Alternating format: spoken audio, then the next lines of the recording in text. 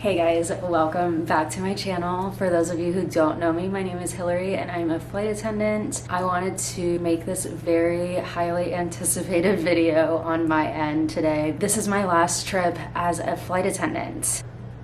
I am so excited. It's very surreal of a feeling. Basically, right now I am in Raleigh, North Carolina, and it's just funny to me because at my old airline, when I first started out as a flight attendant when I was 25, I was working at a regional airline and I was based here in Raleigh, North Carolina. I worked there for a year and a half, then I got hired on at the airline that I currently work for, and the very first trip that I ever worked at this airline was to Raleigh, North Carolina, and it's just so funny how things come in full circle. Now my last trip was in North Carolina. It's just so funny to me. Tomorrow we end up in Newark, then the day after that I'm done, no longer going to be a flight attendant. It's crazy for me to think about. I'm extremely excited for the next journey that I will be embarking on. I will be going to school to be a pilot. I will be on a leave of absence from the company I work for now for a year to earn all of my flight ratings. I got into a program at the company I work for. They're kind of helping me out tremendously along the way. Now, within the next year, as I am going to be a student and flying general aviation aircraft, which is basically a single engine airplane with one other person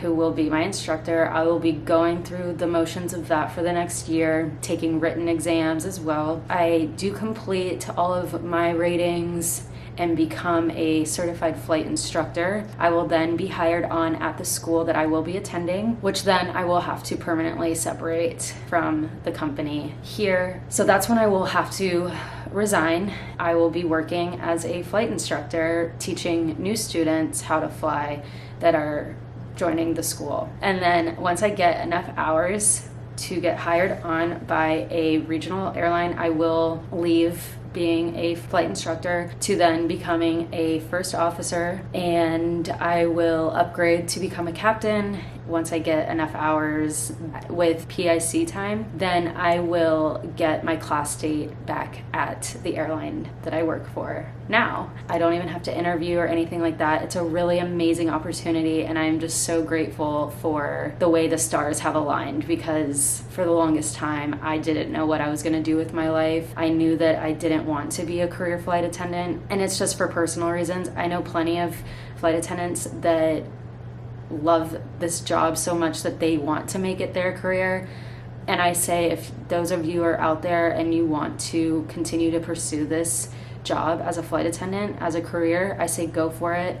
For me personally, I just wanted to advance my career a little bit more. I want more responsibility, I want more pay, and I want a change of pace. Now, I have been working in customer service type jobs my whole life. I want to do something a little bit more technical. The thought of actually flying an airplane is so cool to me, and that's mainly what I realized I wanted to do when I was 4 months leave of absence from COVID last year. I decided to go flying and see if this was something I wanted to continue to pursue. I completed only 25 hours of flight time, but for me it was enough for me to realize that this is something that I'm passionate for. So whether you want to be a flight attendant or a pilot, I will continue to make videos for you guys, giving you tips and my story and my journey, and hopefully you will gain some insight. Now, back in 2016, before I even worked at the company I work for now as a flight attendant, I did what's called a discovery flight, and you can get deals like this on Groupon if you want to do a discovery flight in your area. Basically, you go up in a general aviation type aircraft, like a Cessna 172, a Piper Archer, depending on the aircraft type. It's basically like a 2 or a 4-seater airplane. You go up with an instructor and they show you how to pre-flight, they show you how to do everything, run through the checklist, and you go through the motions as if you were studying to be a pilot. And it really helps you to understand day to day what it would be like to become a student pilot. So it gives you a lot of insight to the job. So I definitely suggest to start doing that as your first option if you are trying to